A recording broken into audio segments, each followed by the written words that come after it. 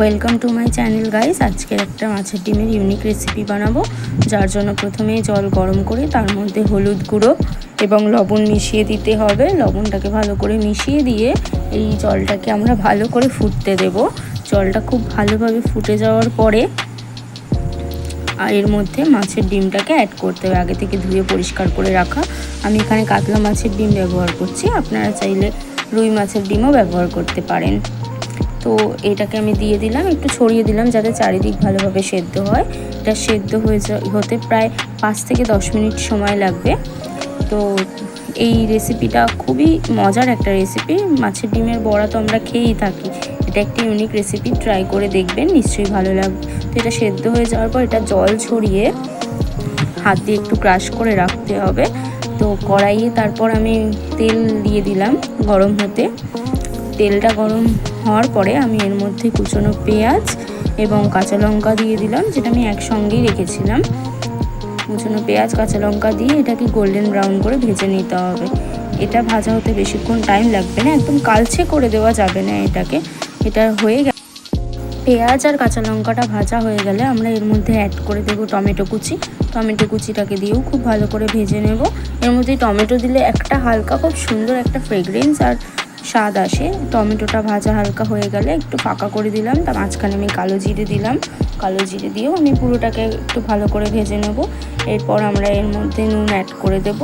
নুন অ্যাড করে দেওয়ার ফলে টমেটো আর পেঁয়াজটা একটু নরম হয়ে যাবে এবং টমেটোর যেই খোসাটা আছে ওটা সহজেই ছাড়িয়ে যাবে টমেটোর থেকে, টেস্টটাও ভালো আসবে। তো নুন দিয়ে দিলাম।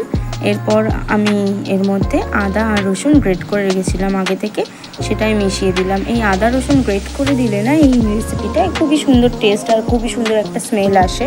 তো আমি এই সব কিছুকে ভালোভাবে মিশিয়ে নিলাম, খুব ভালোভাবে ভেজে নিলাম।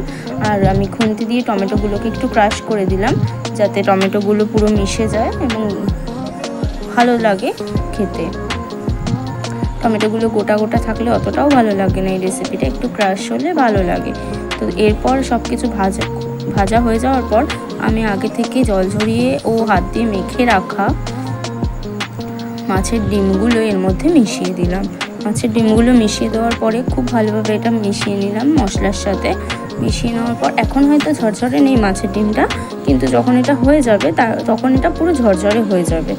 আর আপনি এই মাছের ডিমের রেসিপিটা ভাত, রুটি, পরোটা সব কিছুর সাথে এনজয় করতে পারেন।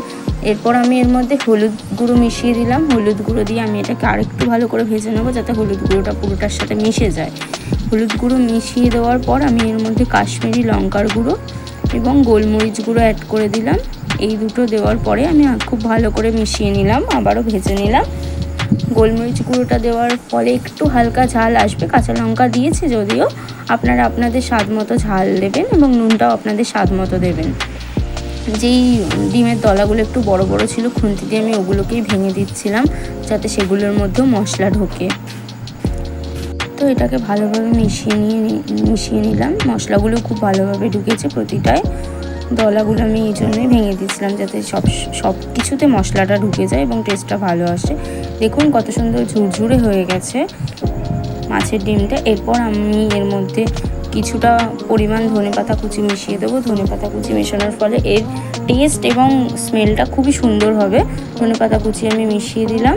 ধনেপাতা কুচি মিশিয়ে দিয়ে এটাকে আরও ধনেপাতা কুচির সাথে এটাকে আরও ভালোভাবে মিশিয়ে নেব, ভেজে নেব। এটাকে আরও 2 মিনিট মতো ভেজে নেব। 2 মিনিট মতো ভেজে নেওয়ার পরে আমি এর মধ্যে অ্যাড করব গরম মশলা গুঁড়ো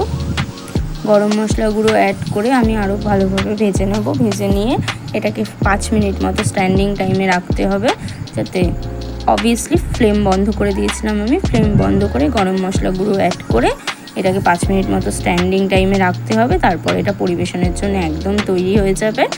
আপনাদের যদি এই ভিডিওটা ভালো লাগে লাইক করবেন, শেয়ার করবেন, আমার চ্যানেলটাকে সাবস্ক্রাইব করবেন, আমার পাশে থাকবেন, বেল আইকনটি প্রেস করে।